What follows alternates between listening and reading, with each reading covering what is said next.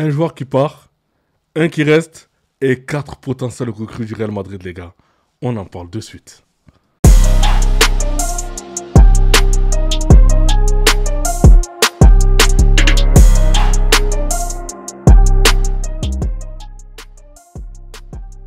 Salut les dribbleurs, j'espère que vous allez bien. C'est parti pour une nouvelle vidéo concernant le Real Madrid. Et on commence avec le journal Marca. Je compte Xabi, c'est habla en el campo. Donc pour Xabi Alonso, il faut prouver sur le terrain, les gars. Donc là, on voit Kylian Mbappé en train de tenir la bouche de Vinicius Junior. Donc pas besoin de parler en dehors du terrain. Il faut parler sur le terrain et il faut prouver. Le journal AS, Rodrigo Sequeda, donc finalement, Rodrigo reste, donc très bonne nouvelle pour Rodrigo et aussi pour le Real Madrid. Breaking, Rodrigo reste au Real Madrid, la décision est prise, il a convaincu Xabi Alonso, il est en concurrence avec Vinicius Junior pour le poste d'ailier gauche, donc voilà les gars, donc Rodrigo qui jouait sur l'ailier droit, maintenant, nouveau poste ailier gauche et il est en concurrence avec Vini Junior. Kylian Mbappé et Vinicius Junior ont été victimes d'un jeu raciste au stade Carlos Tatier lors d'Oviedo Real Madrid. Au moins 2 supporters ont imité des cris de singe. Donc la Liga étudie le cas et envisage des sanctions. Les nouvelles célébrations de Kylian Mbappé et Marcus Thuram. Donc voilà les gars, je pense qu'ils se répondent au tac au tac. En tout cas, j'espère que les deux vont faire une très grosse saison dans leurs clubs respectifs. Selon plusieurs sites spécialisés, le Real Madrid présente un salaire annuel moyen de 11,2 millions d'euros par joueur pour la saison 2025-2026, un montant 60% supérieur à la plupart des autres grands clubs européens. Donc voilà, là on voit le Barça 7,91, Manchester City 7,43, le Bayern 7,38 et le Paris Saint-Germain 7 millions d'euros. 2 matchs, 2 victoires, 4 buts marqués, 0 but encaissé. Donc petit à petit, nous monterons en puissance. Officiel, Lucas Vazquez rejoint le Bayern Leverkusen, les gars, et portera le numéro 21. Donc en plus, il a signé un contrat de 2 ans. Kamavinga devrait être de retour après la trêve internationale de septembre. Donc j'espère pour lui que là, les blessures, c'est loin derrière lui. Parce que là, cette saison, la concurrence va être vraiment rude. Et au vu des échéances, et en plus au vu de la forme de certains joueurs, donc Kamavinga va falloir qu'il s'impose rapidement. La France et l'Espagne se battent pour 2 pépites. Donc il s'agit de Léo Lemaître et d'Hugo Fernandez, 2 défenseurs centraux très promoteurs. Le premier joue au Real Madrid et fait partie de la génération dorée de 2009, aux côtés du fils de Marcelo, Enzo Alves. Né d'un père français et d'une mère espagnole, il voudrait représenter la France depuis toujours. Selon un membre de son entourage pro. Donc on va le suivre. En effet, peut-être l'inviter à un rassemblement de U17, indique un membre de la DTN. Il n'a pas été convoqué pour la Coupe du Monde de U17 avec l'Espagne, peut-être parce que la France accélère. Donc le second évolue à Valence et se trouve dans une situation similaire. Donc voilà, à voir maintenant si les deux vont signer du côté de l'équipe de France. Kylian Mbappé, donc voilà, en plein entraînement, comme vous le savez les gars, aujourd'hui il y a eu la séance d'entraînement concernant le Real Madrid. Donc là on voit Kylian Mbappé en train de toucher le ballon, donc avec ses coéquipiers. Pareil pour Mastantuono, donc voilà, lui aussi, on attend beaucoup de lui cette saison. Donc en tout cas, j'espère qu'il va vite s'intégrer rapidement dans cette équipe du Real et aussi montrer tout son talent. Pareil, donc lui aussi, les gars, il ne faut pas l'oublier, il a intérêt de faire une grosse saison parce que la saison, là, ce qu'il nous a montré pendant la Coupe du Monde des clubs, c'était vraiment catastrophique. Donc vraiment, je parle de Asensio, les gars, le défenseur du Real. Donc j'espère pour lui qu'il va revenir au même niveau que les autres parce que là, franchement, je veux dire, là, on a besoin d'avoir toute l'équipe à un niveau élevé parce que la saison va être très très longue, que ce soit en Liga et en Ligue des Champions. Gonzalo Garcia, donc voilà, lui aussi, qui est rentré en cours de jeu contre Oviedo, donc d'ailleurs qui a fait une très bonne rentrée, et j'espère que Xabi Alonso va nous donner petit à petit plus de temps de jeu. Trent Alexander-Arnold, donc lui aussi qui est rentré bon, on va dire un petit peu à la fin du match contre Oviedo, donc lui voilà, je veux dire, j'espère que le prochain match il sera vraiment titulaire et qu'il pourra montrer aussi tout son talent, qui monte un peu plus haut lors des actions offensif. Donc j'ai hâte de voir Trent Alexander-Arnold dans le prochain match.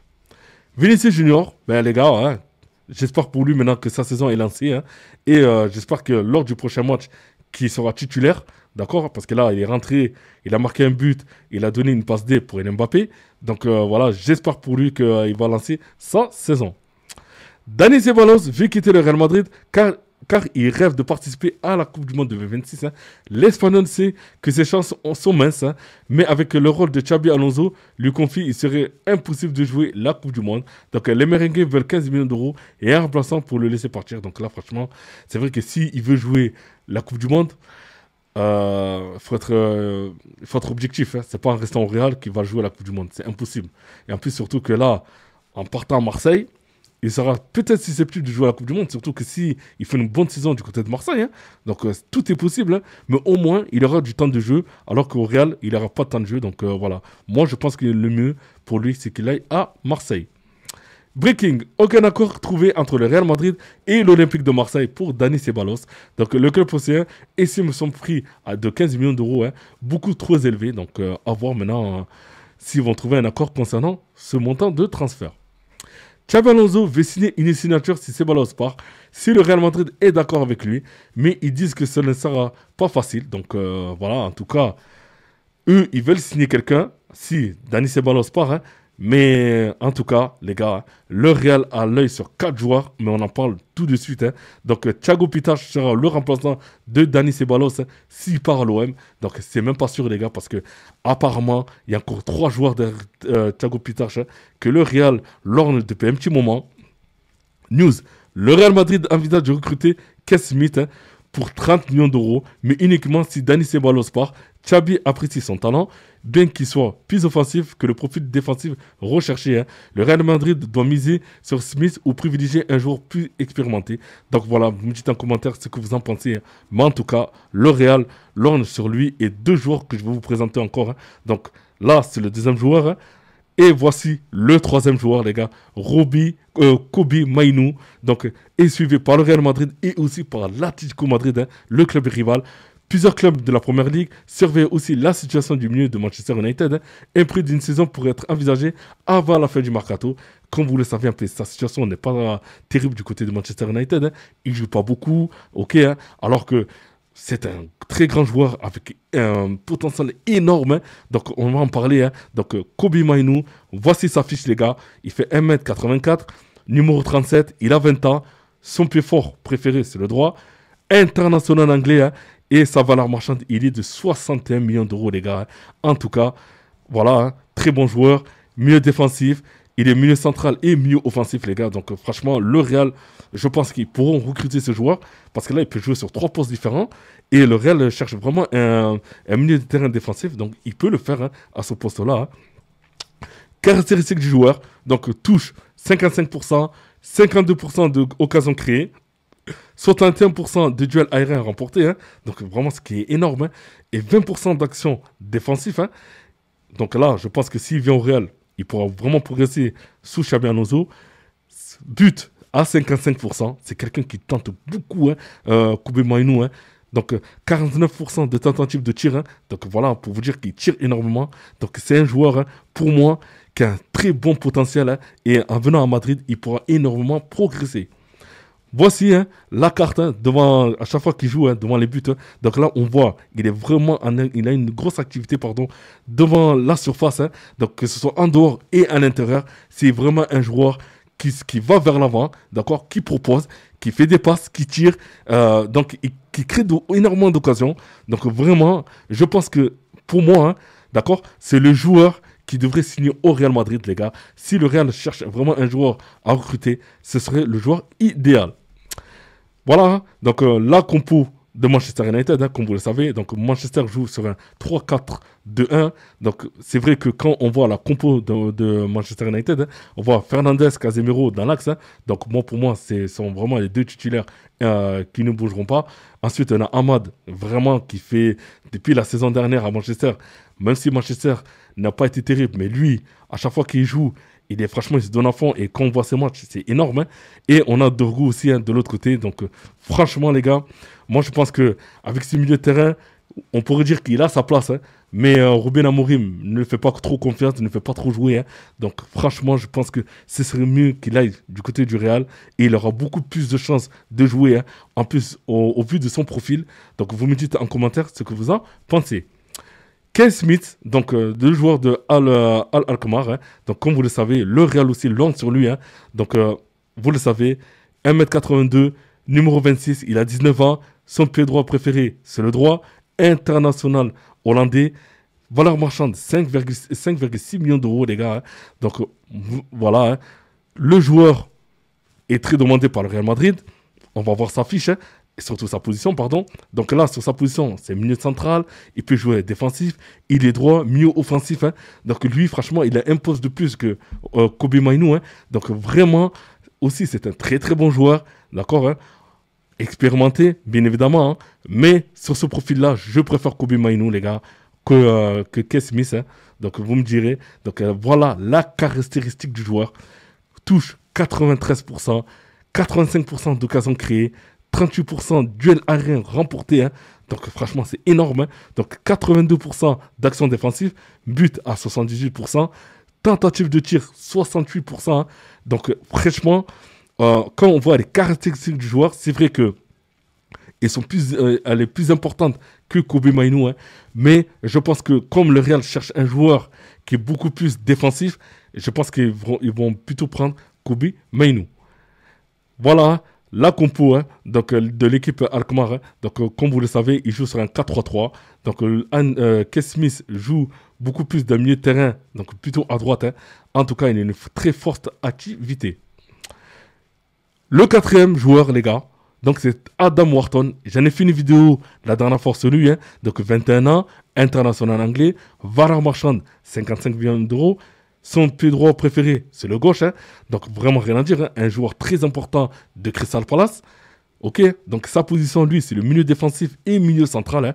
Donc en tout cas, franchement, quand on le voit jouer, vraiment, on dirait même pas, c'est un anglais qui joue, hein, pour vous dire, des passes en intervalle, des passes longues. Et franchement, je me dis, comment ça se fait qu'il n'y a aucun club anglais ne s'est encore jeté sur lui. Et là, le Real, c'est vrai que comme il a des yeux sur ce joueur-là, bon, c'est vrai qu'il y a pas mal de clubs anglais qui vont quand même se poser des questions. Parce que franchement, quand on voit un joueur de ce calibre-là, c'est bizarre qu'il n'a pas signé dans un top 5 anglais actuellement, quoi.